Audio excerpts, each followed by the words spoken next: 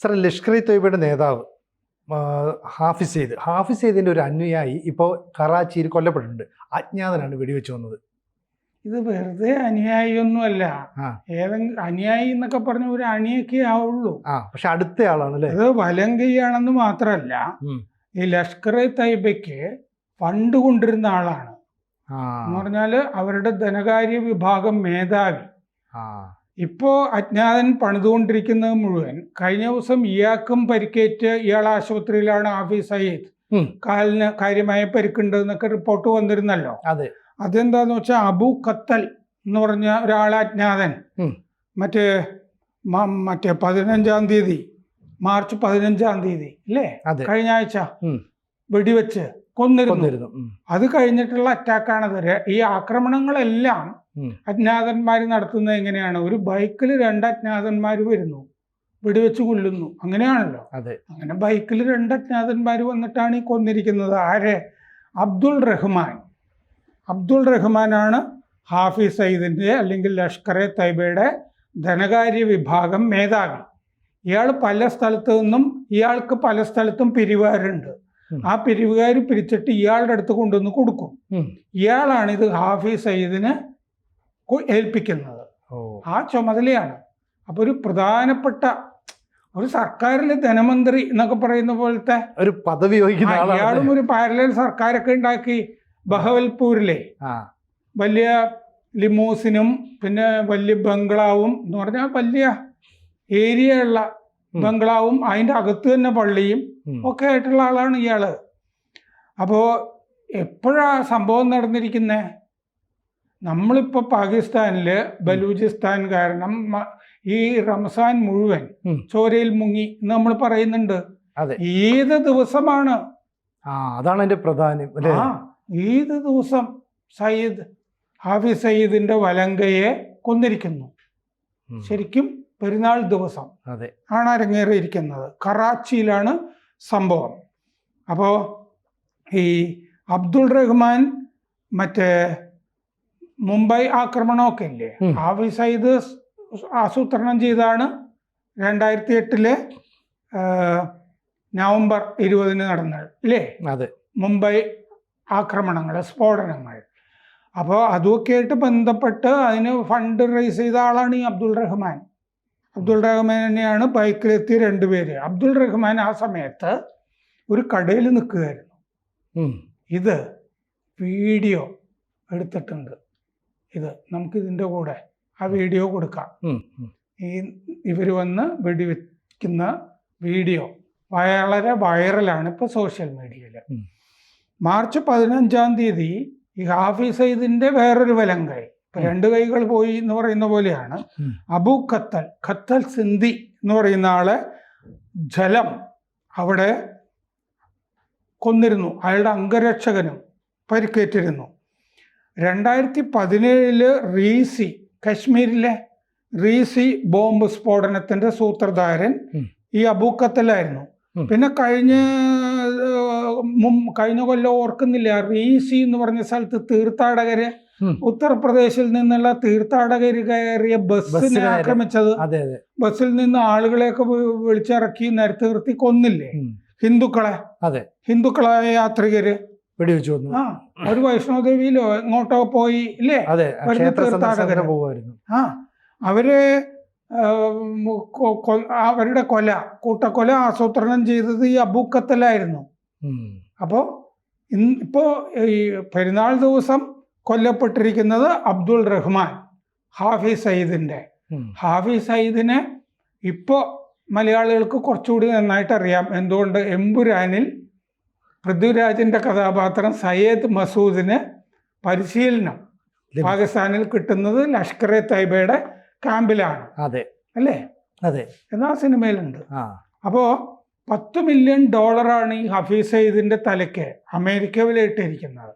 ലോകത്തിലെ പല രാജ്യങ്ങളും, അമേരിക്കയിലെ സ്പെഷ്യലൈസ്ഡ് കാറ്റഗറിയിലെ ടെററിസ്റ്റാണ് ഇയാള്. എങ്ങനെയെങ്കിലും പിടിച്ച് നശിപ്പിക്കണം എന്നുള്ള പട്ടികയിൽ വരുന്ന ആളാണ്. 2019 ഇയാളെ പാകിസ്ഥാൻ അറസ്റ്റ് ചെയ്ത് 11 വർഷം തടവിന് വിധിച്ചിരുന്നു. 2022 ഏപ്രിലിൽ 31 വർഷം തടവിന് വിധിച്ചിരുന്നു. അതൊക്കെ വെറും കാപട്യമായിരുന്നു പാകിസ്ഥാൻ്റെ. ഈ IMF ലോണൊക്കെ കിട്ടുമ്പോൾ നിങ്ങൾ ഭീകരന്മാരെയൊക്കെ കൈകാര്യം ചെയ്തിരിക്കണം എന്ന് പറയുന്നുണ്ട്. ഇയാള് ബഹവൽപൂരിൽ കഴിഞ്ഞ മാസം പ്രസംഗം നടത്തിയില്ലേ 2 കൊല്ലത്തിന്റെ ഇടയ്ക്ക് മിണ്ടാതിരുന്നിട്ട്, എന്നിട്ട് യുവാക്കളെ അഭിസംബോധന ചെയ്തിട്ട് നിങ്ങളുടെ കൂട്ടത്തിൽ ആരും ഇല്ലേ ഇന്ത്യക്കെതിരെ ജിഹാദ് നടത്താൻ എന്ന് ചോദിച്ചതൊക്കെ നമ്മൾ ചർച്ച ചെയ്തിരുന്നതാണ്. ഇയാള് പഞ്ചാബില് സർഗോദയിലാണ്, പാകിസ്ഥാൻ പഞ്ചാബിലെ സർഗോദയിലാണ് ജനിച്ചത്. മൗലാന കമാലുദ്ദീൻ ആണ് ഇയാളുടെ ബാപ്പ. അയാളുടെ പണിയും ജിഹാദും കാര്യങ്ങളൊക്കെ തന്നെ. അംബാലയിൽ ഇവർ കുറക്കാലം വന്നിരുന്നു, ഹരിയാനയിലെ. അതായത് ഇന്ത്യയുടെ സ്വാതന്ത്ര്യ കാലത്തൊക്കെയാണത്. അംബാല, പാകിസ്ഥാൻ, ഹരിയാന എല്ലാം ഒറ്റ രാജ്യമാണല്ലോ, ഒന്ന് പാകിസ്ഥാൻ ഇല്ലല്ലോ. ആ സമയത്ത് കുറക്കാലം അംബാലയിൽ ഉണ്ടായിരുന്നു ഇവര്. 3 സഹോദരങ്ങളാണ്. ഹാഫിസ് സയ്യിദ് അല്ലാത്ത സഹോദരങ്ങൾ ബോസ്റ്റണിലൊരു ജിഹാദ് സംഘടന ഉണ്ടാക്കിയിരുന്നു, അപ്പോൾ അമേരിക്കയിൽ.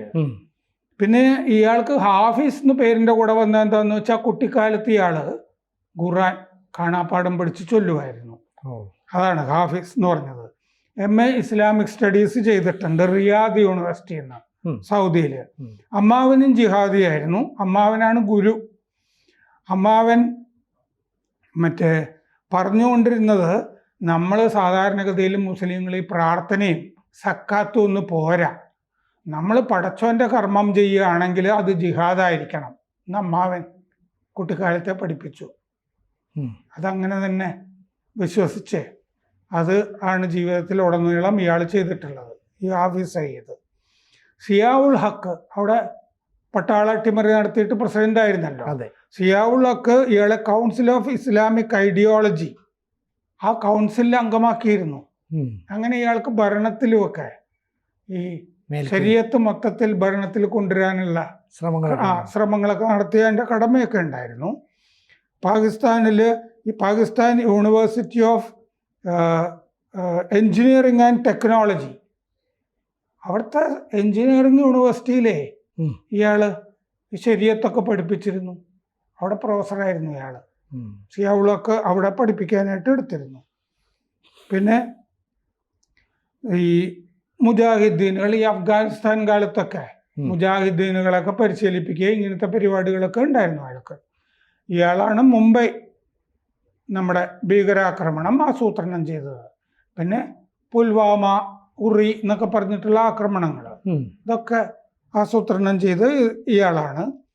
2021 ഈ ജൂൺ 23 ഒരു ബോംബ് ബ്ലാസ്റ്റ്, ഇയാൾക്കെതിരെ ഒരു വധശ്രമം നടത്തിയിരുന്നു, ഒരു ബോംബാക്രമണം. എന്നിട്ടും പോയില്ല. ഈയിടെ കഴിഞ്ഞ ആഴ്ച ഇയാൾക്കെതിരെ ആക്രമണം നടത്തി. കൂടെ ഉണ്ടായിരുന്ന ആളാണ് കൊല്ലപ്പെട്ടത്. 2001 ഇയാളെ കസ്റ്റഡിയിൽ എടുത്തിരുന്നു. 2001 ഡിസംബർ 13 ഇയാൾ വീട്ടുതടങ്കലിലായിരുന്നു പാകിസ്ഥാൻ. അതൊക്കെ പാകിസ്ഥാൻ്റെ കാപട്യമാണ്.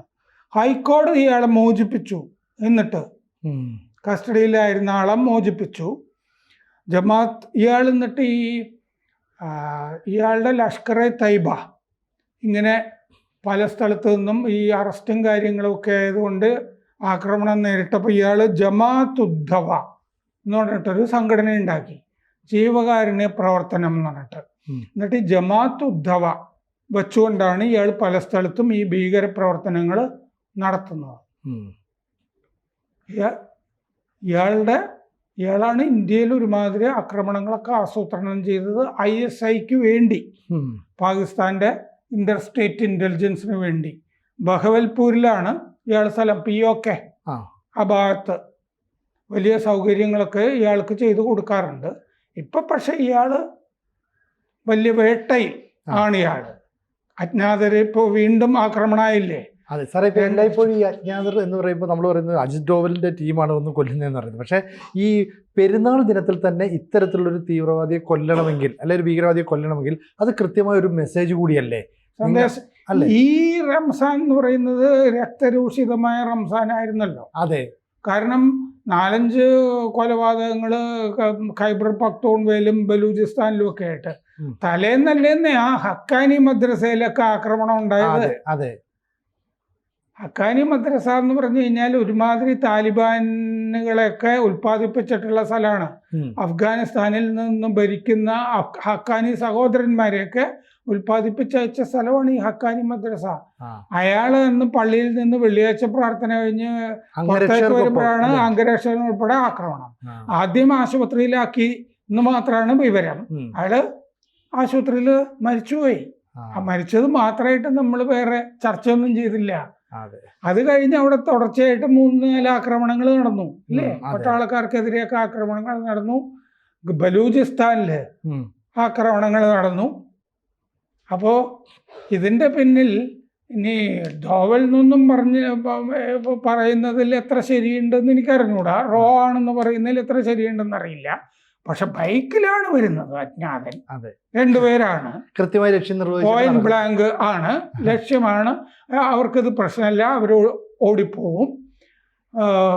പക്ഷെ എന്തുകൊണ്ട് ബലൂജികളായിക്കൂടാ? ഖൈബർ പഖ്തൂൺഖ്വയിലെ പോരാളികളായിക്കൂടാ? ഇത് നമ്മൾ ഇതിനു മുമ്പ് ഇത് ആരാണ് അജ്ഞാതൻ എന്ന് പറഞ്ഞിട്ട് ചർച്ച നേരത്തെ നടത്തിയിട്ടുണ്ട്. അത് പ്രേക്ഷകർ വീണ്ടും കണ്ടാൽ ആരാണ്? കാരണം 20ഓളം അജ്ഞാതാക്രമണങ്ങൾ അന്ന് നമ്മൾ കൈകാര്യം ചെയ്തു. അത് കഴിഞ്ഞും പിന്നെ 1 ഡസൻ ആക്രമണങ്ങൾ കഴിഞ്ഞു.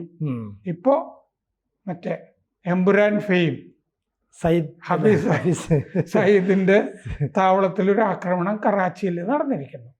കൂടുതൽ വാർത്തകളും വിശേഷങ്ങളും നിങ്ങളിലേക്ക് എത്താൻ ABC മലയാളം സബ്സ്ക്രൈബ് ചെയ്യുക, ബെൽബട്ടനും അമർത്തുക.